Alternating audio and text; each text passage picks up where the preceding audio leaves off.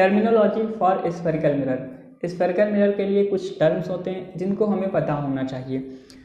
First one is centre of curvature. ये centre of curvature क्या होता है? तो मिरर स्फेरिकल मिरर जिस भी स्फीयर का पार्ट होता है उसका जो सेंटर होता है उसी को हम बोलते हैं सेंटर ऑफ कर्वेचर। जैसे यहाँ पर अपने पास एक कॉनकेव मिरर है, ये किसी न किसी स्फीयर से मिलके बना होगा, तो इसका जो सेंटर होता है उसी को हम बोलते हैं centre of curvature. Centre of imaginary sphere of which mirror is a part. Mirror जिस भी इमेजिनरी स्फीयर का पार्ट होता है उसके सेंटर को हम लोग बोलते हैं centre of curvature. Centre of curvature को हम लोग पॉइंट सी से डिनोट करते हैं, सेंटर ऑफ कर्वेचर को सी से। सेकंड है radius of curvature.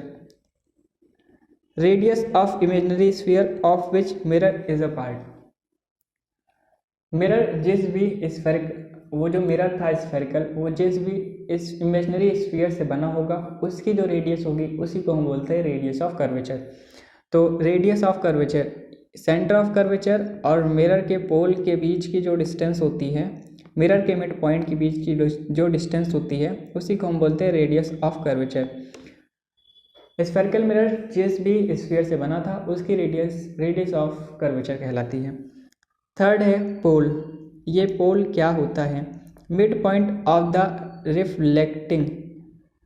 Reflecting surface का जो मिड पार्ट होता है उसी को हम बोलते हैं पोल। यहाँ पर ये अपने पास कॉनकेव मिरर, इसका मिड पॉइंट पोल कहलाएगा। और यहाँ पर मेरे पास एक है कॉन्वेक्स मिरर, इसका जो मिड पॉइंट होगा उसी को हम बोलते हैं पोल।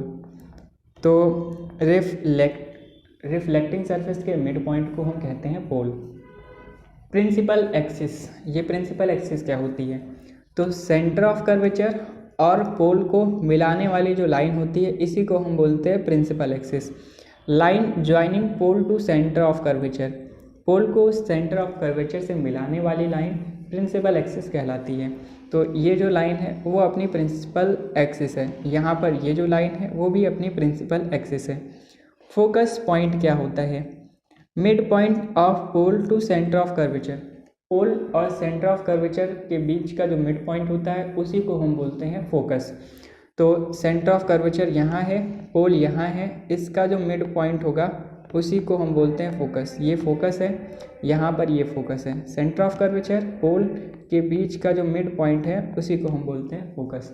वैसे फोकस को हम आगे भी डिफाइन करेंगे। अपर्चर क्या होता है? Diameter of reflecting aperture, diameter of reflecting surface. Reflecting surface का जो डायमीटर होता है उसी को हम कहते हैं अपर्चर।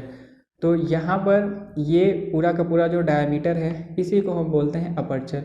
यहाँ पर ये पूरा का पूरा जो डायमीटर है इसी को हम बोलते हैं अपर्चर। तो aperture is diameter of reflecting surface. Reflecting surface का जो डायमीटर होता है उसको हम अपर्चर बोलते हैं। इसको हम ऐसे शो करते हैं, M1 और M2 इसका अपर्चर है।